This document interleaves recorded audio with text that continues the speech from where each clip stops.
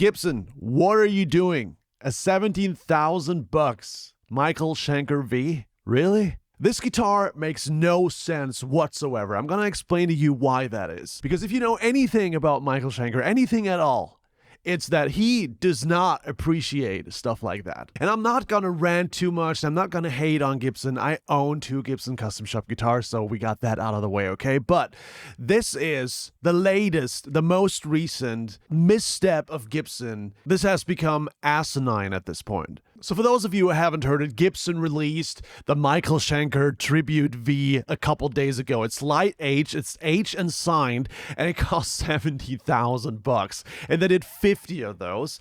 And as you can see, they have Michael Schenker in the cool video. He's playing the guitar, you know, he's playing one of his famous songs, and everything's cool, everything looks good. And you might be going like, yeah, but what's new about this? Gibson has done this for years at this point, which is true, especially with something like this. This is probably my favorite of all these examples. The Gibson Collection Kirk Hammett, the coffee table book, which costs $800, or the Gibson Custom Kirk Hammett Greenie, which costs $21,000. And all of that considered, you could say these ultra expensive releases are becoming the norm for Gibson, right? It's kind of become a thing with them. But here's the deal. With the Michael Schenker V, this doesn't make sense. So quick history here. Michael Schenker is German and I'm German, and in the German music scene, the Michael Schenker shenanigans are pretty much folklore. Everybody knows them. Now, all German guitar players love Michael Schenker because he's an idol. He's pretty much put out the word that Germany has good guitar players, you know? Same as Uli John Roth, both played for Scorpions. Nice, you know? Everybody thinks he deserves a tribute guitar, for sure, because what he's achieved is so unique and has inspired generations with his music in UFO, Michael Schenker Group, and the Scorpions. But it's Michael Schenker's life story which does not fit with the idea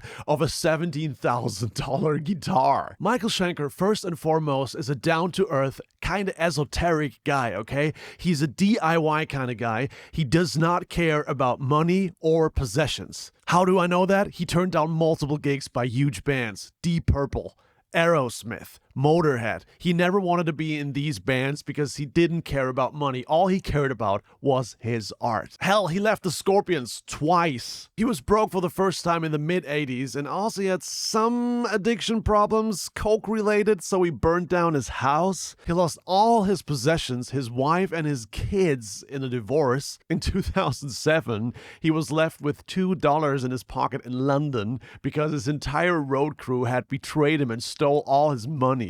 And that's not to throw shade on him. He totally deserves a tribute guitar for all his achievements, but the story just does not add up. He doesn't think highly of expensive things, and he is not into expensive things. And this is my critique of Gibson. Gibson does not care if the story adds up. Gibson does not care if the guitar they're putting out with his name on it actually fits his story. Gibson only cares about using his name so they can put it on the guitar and sell it for 17 grand. And that's just the latest of so many brand marketing missteps Gibson has done. All the 20 grand guitars, the SG double neck Jimmy Page model, the Slash model, the Greenie model, the coffee books, all that kind of stuff, just to make a lot of money real fast, call it limited, call it tribute, and put some famous names on it. Okay. So enough about this rant. Now let's talk about what would have made sense. Michael Schenker is a road dog.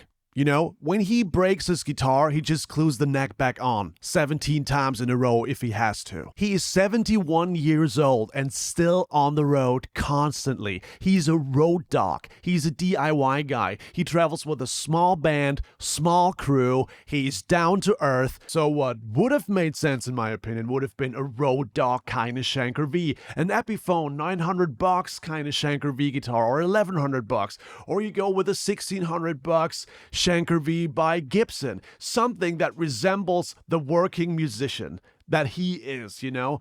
Put in the work, be on tour for 20 years, your headstock's broken, no problem, we glue it back on. You can scratch it, you can ding it, you don't feel sorry about it. A middle price working guitar for a working musician, that would have been the fitting story for this kind of instrument. That would have been the most fitting tribute to Michael Schenker. This, however, this 17 grand Schenker V, limited to 50 pieces, admittedly looks very, very nice. That's just the laziest marketing effort by a company ever. And this is part of a bigger problem with Gibson, and has been for a long time. And I've been hesitant to talk about it because I love my Gibson guitars. I have a Les Paul and I have a 335. But if I see a company going for the most obvious money grab time and time and time again, the Asian signed Kirk Hammett's, the Asian signed Slashes, the Asian signed Jimmy Pages, the coffee book tables, all that kind of stuff. If I see that over and over again, I just get the feeling the focus of that brand has shifted for the worse. I know I'm more known to be a Fender guy anyway because I'm a Telecaster guy and I love my Nick Huber guitars and that stuff, so I'm not directly connected with the Gibson name anyway, you know? But the thing is, I actually once loved this brand so much, but I just do not find myself connecting with the direction that they're taking anymore, you know? Fender has its fair share of way too expensive master-built guitars too, but they also have kick-ass instruments for under $1,000. And also they do care about their artists. At least that's the case for me. I can only speak for myself. But with Gibson, it's gone so far above and beyond anything that would be reasonable that I just look at it and I'm thinking like, guys, you've totally lost touch with the real world. That's just what I'm thinking. But enough of this. Let me know what you're thinking. In my opinion, Michael Schenker absolutely deserves a tribute guitar. He's amazing. I just wish that they would have done it in a way that actually fits his story. I'll see you in the next one. Bye.